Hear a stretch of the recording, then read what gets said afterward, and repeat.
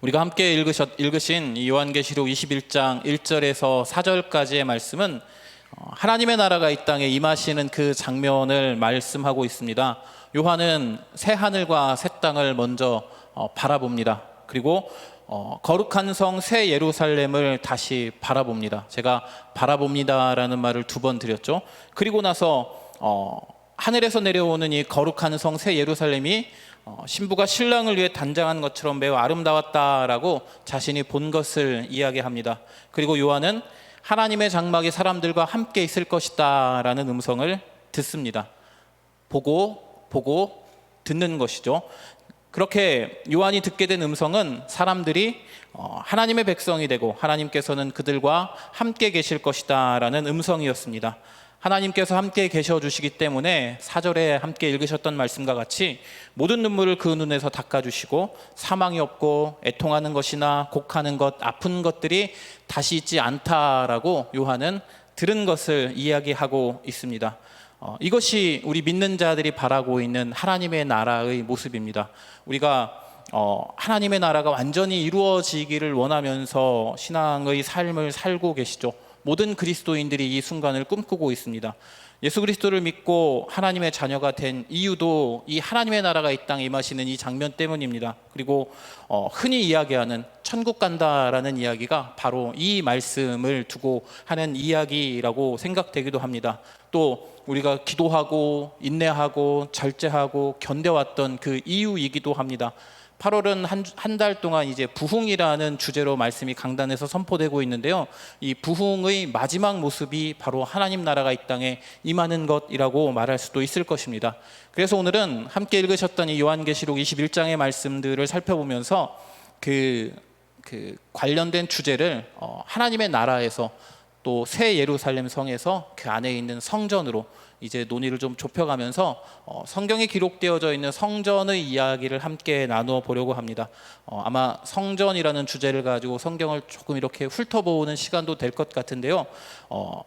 기억하셔야 될 것은 하나님의 함께하심이라는 이 주제를 기억하시면서 계시록 21장의 말씀들을 같이 살펴보도록 하겠습니다. 그리고 오늘은 목사님들이 한 분도 안 계십니다. 저 혼자 이렇게 있는데요. 그래서 뭐 일찍 끝내든 늦게 끝내든 제가 알아서 그냥 하면 될 것 같습니다. 네, 기대하십시오. 자, 우선 계시록 21장 1절과 2절의 말씀을 같이 한 목소리로 읽어보겠습니다. 또 내가 새 하늘과 새 땅을 보니 처음 하늘과 처음 땅이 없어졌고 바다도 다시 있지 않더라. 또 내가 보매 거룩한 성 새 예루살렘이 하나님께로부터 하늘에서 내려오니 그 준비한 것이 신부가 남편을 위하여 단장한 것 같더라. 아멘. 서두에서 말씀드린 것처럼 요한은 자신이 본 것을 이야기합니다. 새 하늘과 새 땅을 보았고요. 거룩한 성 새 예루살렘이 하나님께로부터 하늘에서 내려오는 것을 보고 있습니다. 이것이 요한이 바라보았던 하나님의 나라이고 처음 창조하였던 하늘과 땅이 없어진 후에 새로운 하늘과 땅이 창조되는 과정을 간략하게 설명하는 부분이라고 말할 수 있습니다. 성경의 첫 번째 이야기는 어떤 이야기인지 다들 아시죠? 태초에 하나님이 천지를 창조하시니라 라고 하면서 성경은 하나님께서 천지를 만드시는 장면으로 시작합니다. 그리고 성경의 마지막 이야기 요한계시록이 22장까지 있는데요. 21장과 22장을 관통하고 있는 하나의 이야기는 하나님께서 새로운 하늘과 땅을 창조하시는 이야기입니다. 그러므로 성경의 모든 내용은 앞에서는 하나님이 하늘과 땅을 창조하시고 맨 마지막에서는 이것을 새롭게 창조하시는 이야기로 시작하고 마무리되고 있습니다. 하나님께서 이 천지를 창조하신 이유는 무엇일까요? 바로 우리와 사람들과 함께 하고 계시고 싶어 하시기 때문에 천지를 만드시고 또 그것이 사람들의 죄 때문에 함께 할 수 없게 되자 만드셨던 이 하늘과 땅 모든 세상 이 천지를 다시 한번 새롭게 창조하시는 이야기로 성경이 마무리되고 있습니다. 그러므로 하나님은 우리와 사람들과 너무나도 함께 계시고 싶어 하시는 분임이 분명합니다. 만드신 그 하늘과 땅을 없애시고 다시 만들 정도로 우리를 사랑하시고 우리와 함께 있고 싶으셔서 그렇게 성경 전체를 이끌어 나가시는 분이 하나님이 이끌어 나가시는 하나님이십니다. 요한은 이제 새 하늘과 새 땅을 바라본 후에 다시 거룩한 성 새 예루살렘을 바라봅니다. 예루살렘 성이라는 것은 매우 상징적인 도시죠. 하나님께서 선택하신 이스라엘이라는 나라를 대표하는 도시이기도 하고요. 그 예루살렘 성 안에는 하나님의 임재를 상징하는 성전이 자리 잡고 있습니다. 그렇기 때문에 하나님께서는 이 거룩한 성인 새 예루살렘을 하나님과 하늘로부터 내려오도록 그렇게 하고 계십니다. 1절과 2절을 읽은 후에 우리가 상상할 수 있는 것은 거대한 새 하늘과 새 땅이 이제 새롭게 창조되는구나. 그리고 새 예루살렘 성이 저 하나님과 하늘로부터 이 땅으로 내려오는구나. 그럼 새 하늘과 새 땅은 하나님의 나라일 것이고 그곳에서 새 예루살렘 성이 어느 정도의 규모일지는 알 수 없겠지만 그 새 예루살렘 성이 자리 잡게 될 것이다 라고 일반적으로 생각을 하실 것 같습니다. 하지만 성경을 연구하는 사람들의 논의를 보면 이 두 절에서 말하고 있는 새 하늘과 새 땅, 그리고 이제 2절에서 말하고 있는 거룩한 성 새 예루살렘은 같은 대상을 보고 요한이 이야기한 것이라고도 그렇게 많이 이야기를 합니다. 일단 이사야 65장 17절과 17절의 말씀을 같이 한번 보도록 하겠습니다. 보라, 내가 새 하늘과 새 땅을 창조하나니 이전 것은 기억되거나 마음에 생각나지 아니할 것이라. 너희는 내가 창조하는 것으로 말미암아 영원히 기뻐하며 즐거워할지니라. 보라, 내가 예루살렘을 즐거운 성으로 창조하며 그 백성을 기쁨으로 삼고. 아멘. 이사야서에 있는 말씀들인데요, 처음에는 새 하늘과 새 땅을 창조하나니라고 하나님이 말씀하시죠. 그리고 이제 그 후반부에서는 내가 예루살렘을 즐거운 성으로 창조할 것이다 라고 이야기하고 있는데요, 같은 이야기를 두 번 이야기하는 것으로 사람들은 바라보고 있습니다. 계시록에서 우리가 읽었던 21장의 말씀에서도 똑같이 두 곳의 창조를 이야기하고 있는데, 새 하늘과 새 땅, 새 예루살렘 성이라는 대상이 이사야의 말씀과 같이 계시록 21장에서도 같은 대상을 다른 언어로 표현한 것이다 라고들 일반적으로 이야기를 하고 있습니다. 이렇게 같은 내용을 다른 표현으로 두 번 말하는 것이 성경이 가지고 있는 문학적인 표현 기법이라고들 이야기합니다. 얼마 전에 무지개가 2개 떴던 것 기억하시나요? 비가 온 후에 쌍무지개가 떴죠. 그래서 이제 보면서 저 둥근 것 너무 예쁘다, 저 알록달록한 것 너무 예쁘다라고 이야기했다면 같은 대상을 보고 두 번 말하는 것이죠. 이런 식으로 성경에서도 그 하늘에서 내려오는 이 하나님의 나라를 보면서 다른 표현으로 거듭하여서 이야기하는 그런 문학적인 기법이 있다고 합니다. 그리고 이렇게 문학적인 기법을 사용하여서 본 것을 다시 들은 것으로 표현하는 보기 듣기의 양식이 있다고 합니다. 죄송합니다. 이상한 이야기를 제가 하고 있는 것 같은데, 어쨌든 성경에서는 그 성경을 기록할 때의 문학적인 양식들을 많이 표현하고 있는데, 계시록 21장에서 1절과 2절에 나타난 새 하늘과 새 땅, 그리고 새 예루살렘 성은 같은 대상을 가지고 두 번 반복해서 이야기하는 것이라고들 많이 이야기를 하고 있습니다. 그리고 3절에서는 또 내가 들으니라고 사도 요한이 말씀하고 있죠.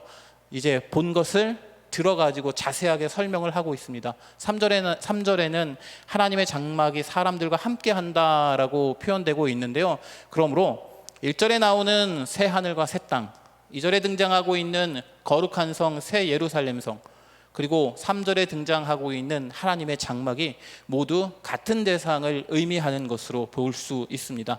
다 하나님의 나라를 상징하고 있는 것이고, 다 예루살렘 성으로 대표되는 하나님의 나라가 이 땅에 내려오는 장면을 설명하는 것이라고 합니다. 21장 전체의 내용을 살펴보면 새 하늘과 새 땅에 대한 설명은 거의 보이지 않습니다. 새 예루살렘 성에 대한 표현만이 등장하고 있습니다. 성의 12문이 어떻고, 성곽은 어떻고, 성곽의 규모는 어떻고, 또 성곽의 기초석은 어떠어떠한 보석이다라고 예루살렘 성 자체에 대해서만 이야기를 하고 있습니다. 새 하늘과 새 땅의 모습이 저 산은 어떻고, 저 들판은 어떻고, 저 나무는 어떻고, 저 짐승들은 어떻고 라는 표현들은 전혀 등장하지 않고요, 그 예루살렘 성만을 주목하여서 사도 요한은 설명하고 있습니다. 이 또한 1절과 2절의 대상이 같은 대상을 이야기하는 것으로 볼 수 있는 근거입니다.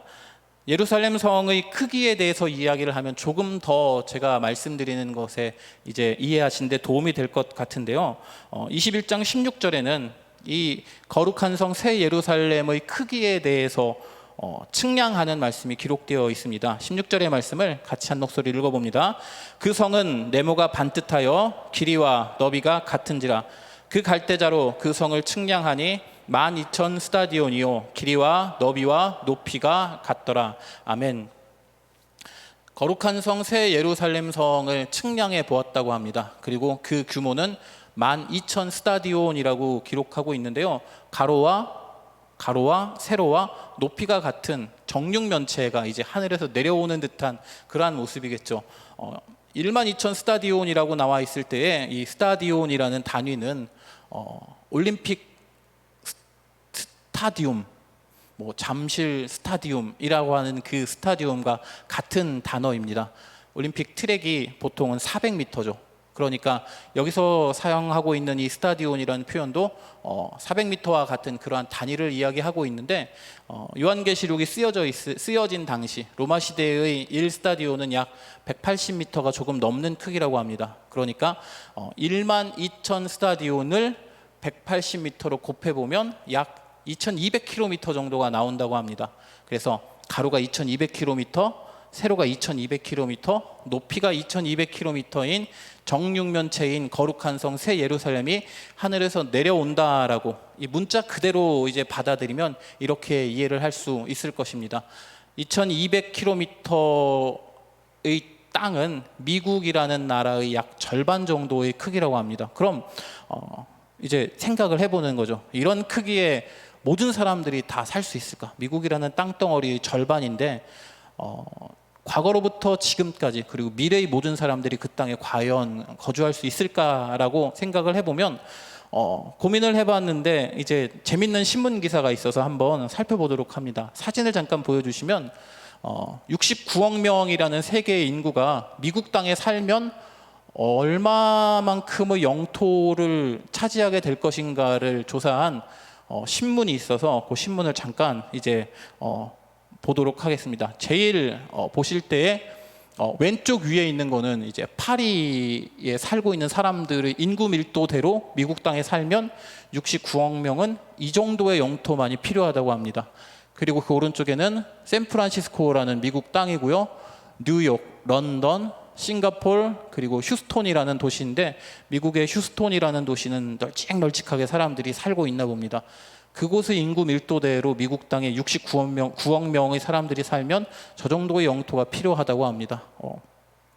문자 그대로 요한계시록 21장의 12,000 스타디온을 해석하면 저 정도의 영토에도 69억 명의 사람들이 살 수 있으니 이제 위로도 2200km가 있으니 사람들이 거주할 수 있는 공간은 이제 무한정해지겠죠. 그런데 지금까지 말씀드리는 건 그냥 이제 계시록에 있는 문자를 해석하는 수준이고요. 숫자가 가지고 있는 의미를 가지고 이 거룩한 성 새 예루살렘의 크기를 보면 조금 더 다른 의미로 다가올 수 있습니다. 12,000 스타디온에서 12,000이라는 거는 12 곱하기 1000으로 생각할 수 있습니다. 여기서 앞에서 이야기하고 있는 10이라는 숫자는 이스라엘의 12지파 또는 예수님의 12제자를 뜻하는 숫자이겠죠. 그래서 조금 더 확대해서 생각해 보면 하나님을 믿는 모든 성도들을 의미한다고 볼 수 있습니다. 그곳에다가 이제 1000이라고 하는 모든 것에 다 충만한 수 그리고 완전한 수인 1000을 곱하면 이제 12,000이 나오는 것이겠죠. 이 숫자를 가지고 의미를 해석한다면 모든 성도들이 하나님을 믿는 모든 성도들이 충분히 살아갈 수 있는 공간이라는 의미로 해석할 수 있습니다. 그러므로 거룩한 성 새 예루살렘이라는 성 안에는 과거로부터 현재까지 그리고 현재로부터 미래까지 주님을 믿는 모든 성도들이 충분하게 살아갈 수 있는 그러한 영토가 지금 그러한 공간이 하늘로부터 이 땅에 내려오고 있는 장면으로 생각하실 수 있을 것입니다. 무슨 이야기를 하다가 12,000 스타디온 이런 걸 이야기했냐면 계시록 21장의 1절과 2절과 3절에 있는 거룩한 성 새 예루살렘과 또 새 하늘과 새 땅 하나님의 장막이 모두 같은 대상이다라고 이야기를 하고 있는 중입니다. 그러므로 거룩한 성 새 예루살렘이 모든 성도가 다 거주할 수 있는 거대한 한계가 없는 그러한 공간임과 동시에 새 하늘과 새 땅도 마찬가지의 공간이고 하나님께서 계시는 그 하나님의 장막도 모든 사람이 충분히 거할 수 있는 그러한 공간이다라고 말씀을 드리는 것입니다. 미국의 절반이라고 말씀을 드렸는데 하나님이 계시는 그 공간을, 하나님 임재하시는 공간을 그렇게 이제 한계를 지어서 결정한다는 것도 이제 종말이라는 스케일에 맞지 않을 듯 생각이 되고요. 무한한 우주적 공간 안에서 하나님이 계신다라고 설명하는 것이 훨씬 더 그럴듯해 보입니다. 장황하게 이렇게 새 예루살렘 성에 대해서 말씀을 드렸는데요. 마지막으로 말씀드리는 것처럼 이제 1절과 2절과 3절이 모든 것이 다 동일하다라는 말씀을 드리고자 합니다. 이제 그러한 전제 하에 하나님의 임재를 의미하는 성전에 대해서 한번 생각을 해 보도록 하겠습니다. 새 예루살렘 성이 하늘에서 내려왔다면 그 새 예루살렘 성 안에는 성의 중심에는 무조건 성전이 있어야 합니다. 그 성전이 바로 하나님의 임재를 뜻하는 장소이기 때문입니다. 하지만 계시록 21장 22절의 말씀을 보면 그곳에는 성전을 볼 수 없다라고 앞부분에는 기록되고 있습니다. 그리고 뒷부분에는 그 이유에 대해서 설명하고 있죠. 22절의 말씀을 같이 한번 읽어봅니다. 성 안에서 내가 성전을 보지 못하였으니 이는 주 하나님 곧 전능하신 이와 및 어린 양이 그 성전이심이라. 아멘. 요한은 물리적인 성전의 모습을 확인하지 못했습니다. 성전이 그 안에 없다라고 이야기했죠. 그리고 그 이유에 대해서 주 하나님 곧 전능하신 이와 및 어린 양이 그 성전이 되셨기 때문입니다 라고 말씀을 하고 있습니다. 성전의 마지막 모습이 바로 하나님과 어린 양께서, 예수 그리스도께서 우리에게 성전이 되어주시는 모습으로 이 세상의 마지막이 마무리가 되고 있습니다. 이와 관련된 말씀들이 구약 성경에 몇 구절 기록되어져 있는데요. 학개서의 말씀하고 예레미야서의 말씀을 같이 한 목소리로 읽어봅니다. 이 성전의 나중 영광이 이전 영광보다 크리라. 만군의 여호와의 말이니라. 예레미야 3장 16절과 17절의 말씀은 제가 빨리 한번 읽습니다. 여호와의 말씀이니라. 너희가 이 땅에서 번성하여 많아질 때에는 사람들이 여호와의 언약궤를 다시는 말하지 아니할 것이요, 생각하지 아니할 것이요, 기억하지 아니할 것이요, 찾지 아니할 것이요, 다시는 만들지 아니할 것이며, 그때 예루살렘이 그들에게 여호와의 보좌라 일컬음이 되며 모든 백성이 그리로 모이리니 곧 여호와의 이름으로 말미암아 예루살렘에 모이고 다시는 그들의 약한 마음의 완악한 대로 그들이 행하지 아니할 것이며. 아멘. 이렇게 기록하고 있습니다. 성전의 지성소에 보관되어져 있는 언약궤를 사람들이 다시는 찾지도 생각하지도 만들지도 않을 것이다 라고 말씀하고 있습니다. 그리고 그 예루살렘이 여호와의 보좌라고 일컬음이 된다라고 말씀하고 있죠. 예루살렘 성 자체가 하나님이 계시는 그 보좌로서 사람들에게 일컬어진다라고 말씀하고 있습니다. 성전 자체가 가지고 있는 그 영광이 희미해지게 될 것이고, 성전 자체는 이제 소멸되고 하나님과 예수님께서 그 성전 자체가 되어주실 것이다 라고 말씀하고 있습니다. 그러므로 마지막 때에 하나님 나라가 이 땅에 임하는 그때에는 하나님의 임재하심이 새 하늘과 새 땅에 충만하게 될 것입니다. 거룩한 성 새 예루살렘에 하나님의 영광, 하나님의 임재가 가득하게 될 것입니다. 또 땅과 하늘에 충만하신, 어느 곳이든 가득한 하나님의 임재하심을 우리는 경험할 수 있게 될 것입니다. 지금까지 이야기를 이제 정리를 하자면, 계시록 21장 1절에서 3절에 등장하는 이 세 군대는 동일한 곳이고, 그리고 그 안에 성전이 있어야 함에도 불구하고 성전의 모습은 보이지 않는다. 왜 그러냐? 하나님과 예수님께서 성전이 되어주셨기 때문이다라는 이야기를 길게 말씀을 드렸습니다. 이제 이 성전하면 우리가 어떤 것들이 떠오르시나요? 건물이 떠오르시고, 또 그 안에 있는 언약궤가 떠오르실 것이고, 또 제사 드리는 장면들이 떠오르실 것이고, 제사장이 떠오르실 것이고, 여러 가지 것들이 성전하면 떠오르실 것인데, 이 눈에 보이는 성전의 모든 구성 요소들은 이제 다 사라져버리고 성전이 존재하는 목적, 하나님의 임재를 상징하는 성전의 목적만이 남아서 모든 사람들에게 하나님의 임재를 느끼고 경험하게 해줄 것이다 라고 예루살렘, 새 예루살렘 성의 역할을, 성전의 역할로서 말씀하고 있는 것입니다. 이제 구약에 기록되어져 있는 성전의 모습들을 보면서 왜 계시록에서는 이러한 성전에 대한 성전의 모습들은 사라져버리고 하나님과 예수님께서 성전 자체가 되어주셨는지에 대해서 한번 간단하게 살펴보도록 하겠습니다. 우리가 알고 있는 성전은 어떤 성전이죠? 다윗이 준비하고 솔로몬 왕이 건축하였던 성전을 아마 알고 계실 것입니다. 솔로몬 성전이라고 보통 일컬어지는 이 성전인데요. 그 이전에는 광야에서 모세가 이스라엘 백성들과 함께 세웠던 성막에 대하여서 알고 계실 것입니다.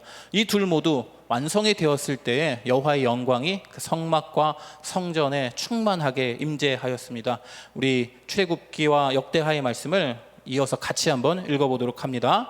모세가 이같이 역사를 마치니 구름이 회막에 덮이고 여호와의 영광이 성막에 충만하매 모세가 회막에 들어갈 수 없었으니 이는 구름이 회막 위에 덮이고 여호와의 영광이 성막에 충만함이었으며 그때 여호와의 전에 구름이 가득한지라 제사장들이 그 구름으로 말미암아 능히 서서 섬기지 못하였으니 이는 여호와의 영광이 하나님의 전에 가득함이었더라. 아멘. 이렇게 성막과 성전이 만들어진 후에는 하나님의 영광이 그곳에 가득하였습니다. 구름의 형태로 나타났다라고 성경은 말씀하고 있는데, 이 솔로몬 성전은 기원전 586년 또는 587년에 바벨론의 느부갓네살 왕에 의해서 완전히 폐허가 되어버립니다.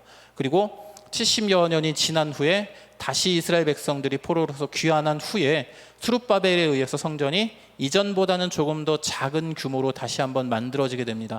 이 성전을 우리는 스룹바벨 성전이라고 일반적으로 이야기를 하고 있습니다. 그런데 스룹바벨 성전이 완성되었을 때에는 그 이전의 성막과 솔로몬이 성전과 같이 하나님의 영광이 그곳에 임하지 않았습니다. 그 이유가 무엇이냐면 이제 성전은 성전으로서의 가치를 지니지 못했다라고 하나님께서 결정하고 판단하셨던 것입니다. 왜 이렇게 하나님께서 판단하셨냐면 성전이 가지고 있는 그 의미가 하나님의 임재하심을 경험하면서 하나님 중심으로 살아가야 할 것인데, 이스라엘 사람들은 성전을 중심으로 살아갔지만 하나님 중심으로는 살아가지 못하는 모습을 보였기 때문입니다.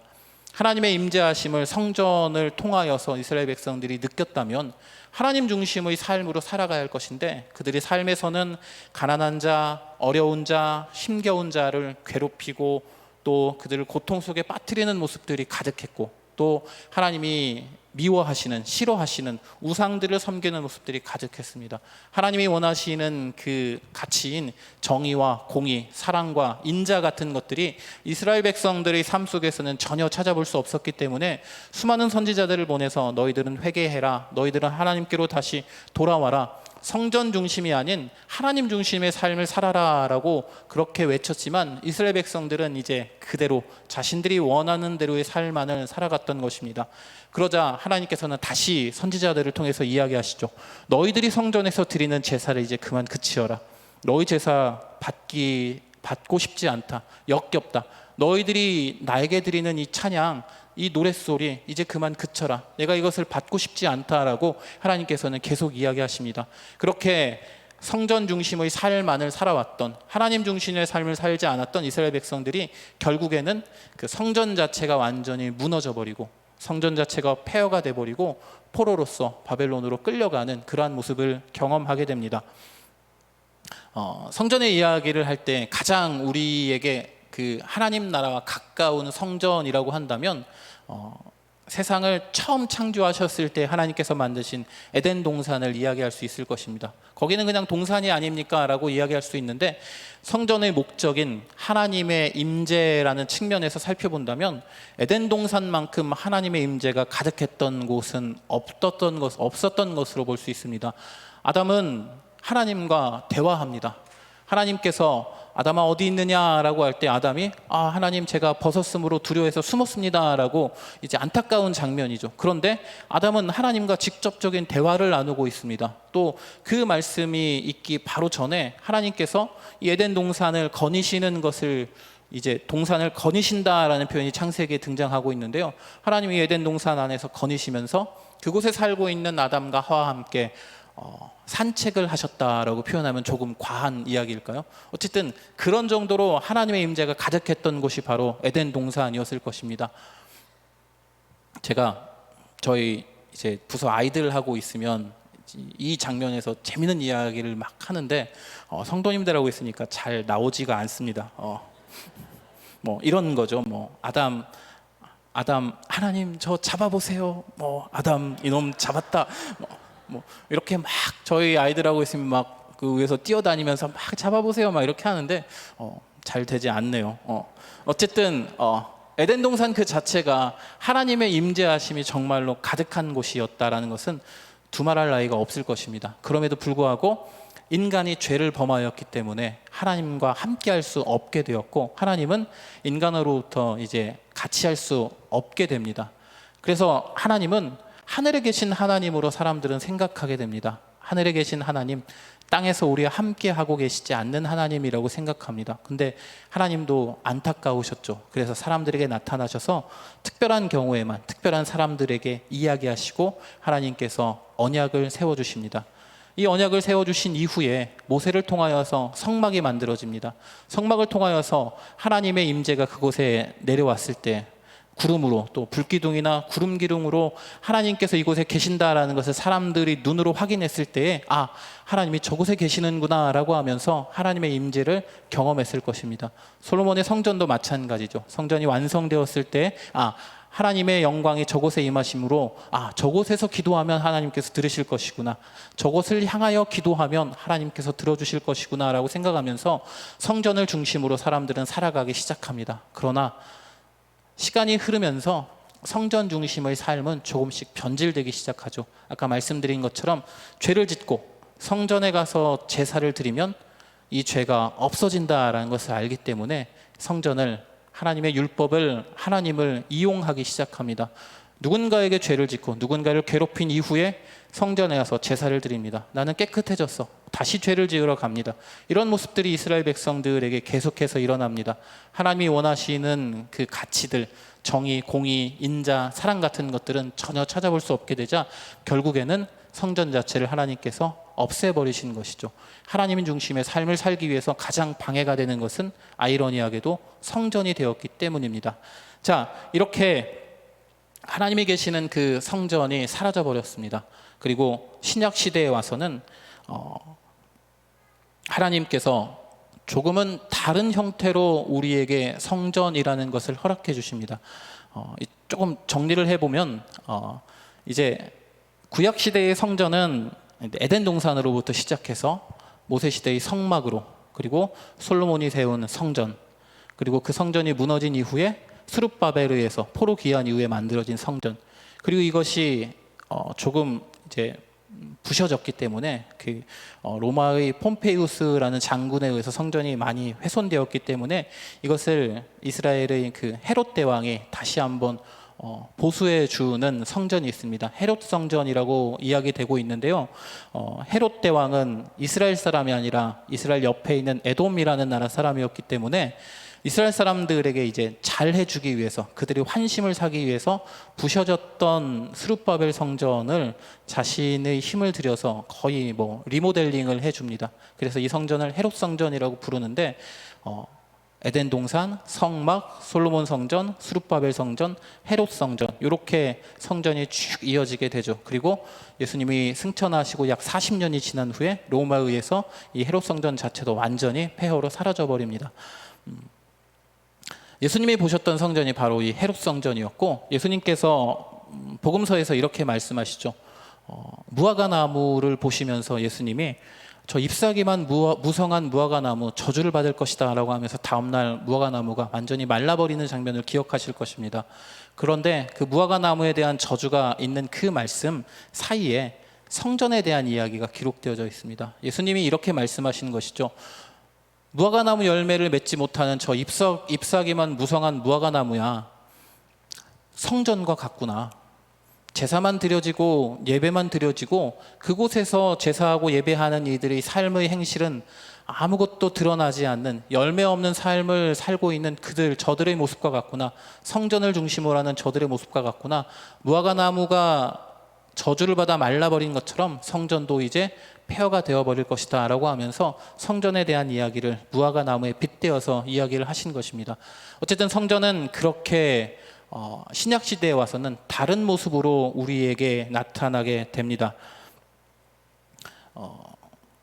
장소나 공간적인 개념에서 조금 벗어나고요. 예수님 이후로 성령님께서 함께 하심으로 인하여서 어떠한 특정한 공간, 특정한 장소에서 하나님의 임재를 경험하는 것이 아니라 우리는 예수님을 믿고 예수님과 함께 할 수 있다면 하나님이신 그분을, 또 성령님을 어느 곳에서든지 어느 시간에서든지 우리는 함께 할 수 있게 될 수 있는, 그래서 우리 자신이 성전이 되는 것으로 변화하게 됩니다.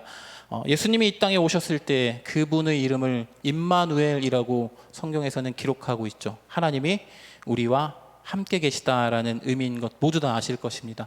성전 자체가 그 역할을 상실해 버렸기에 하나님께서는 이 땅에 내려오셔서, 예수 그리스도로서 이 땅에 내려오셔서 우리와 함께 계셔줌으로써 성전의 잃어버렸던 역할을 대신해서 사람들과 함께 계셔 주셨던 것입니다. 그리고 예수 그리스도께서 하늘로 올라가신 이후에 성령님께서 이 땅에 내려오심으로 인하여서 우리는 다시 한번 어느 곳에서든지, 예수님이 옆에 계시지 않을지라도 예수님과 함께 하나님의 임재를 경험할 수 있는 우리가 되었던 것이죠. 말씀을 조금 넘어가서 고린도전서 3장 16절의 말씀을 우리 같이 한 목소리로 읽어보도록 하겠습니다. 고린도전서 3장 16절의 말씀입니다. 너희는 너희가 하나님의 성전인 것과 하나님의 성령이 너희 안에 계시는 것을 알지 못하느냐. 아멘. 또한 우리 개인이 성전으로서의 역할을 충분히 이제 할 수 있게 된 것과 동일하게 우리 개인들의 모임인 교회 또한 성전으로서의 역할을 할 수밖에 없게 되었습니다. 그리고 특별히 교회는 그리스도께서 그 머리가 되어주신다라고 성경은 말씀하고 있습니다. 에베소서 1장 22절 23절의 말씀을 같이 한 목소리로 읽습니다. 또 만물을 그의 발 아래에 복종하게 하시고 그를 만물 위에 교회의 머리로 삼으셨느니라. 교회는 그의 몸이니 만물 안에서 만물을 충만하게 하시는 이의 충만함이니라. 아멘. 우리 자신이 성전의 모습으로, 또 우리의 교회가 성전이 되어서 하나님이 거하시는 장소가 된 채로 살아가다가 언젠가 마지막 날 그때 오시는 하나님의 그 우주적인 임재하심, 우리가 계시록 21장에서 살펴보았던 새 하늘과 새 땅이 다시 한번 창조되는 그때에, 거룩한 성 새 예루살렘이 이 땅에 내려오는 그때에, 하나님의 장막이 우리와 함께하고 있는 그때에 우리 자신이 성전되었던 모든 믿는 자들이 모여서 거대한 성전이 되고 이것을 하나님께서 완성시켜 주실 것입니다. 그때가 되면 이제 우리는 영원히 하나님과 함께할 수 있게 될 것입니다.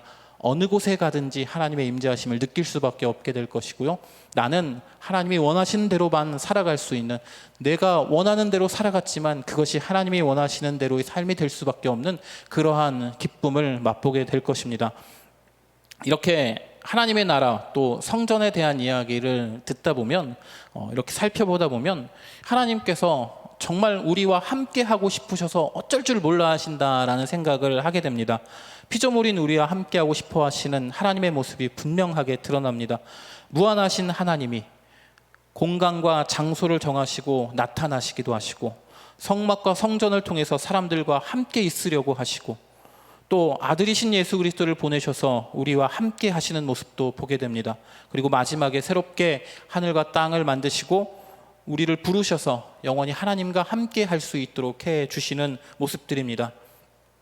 오늘은 모든 그리스도인들이 바라는 하나님의 나라에 대해서, 성전이라는 주제를 가지고 하나님의 함께하심이라는 관점을 가지고 살펴보았습니다. 하나님께서는 우리를 너무나도 사랑하시고 우리와 함께 있고 싶어 하신다는 사실도 분명하게 알게 되셨을 것입니다. 하나님께서는 계속해서 우리를 찾아오십니다. 성막으로, 또 성전으로, 성령님으로, 예수님으로, 하나님의 나라로 계속해서 우리를 찾아오십니다. 계속해서 우리와 함께 있고 싶다라고 말씀하고 계십니다. 이젠 어떻게 해야 할까요? 찾아오시는 하나님을 가로막아야 되지는 가로막아서는 안 되지 않겠습니까?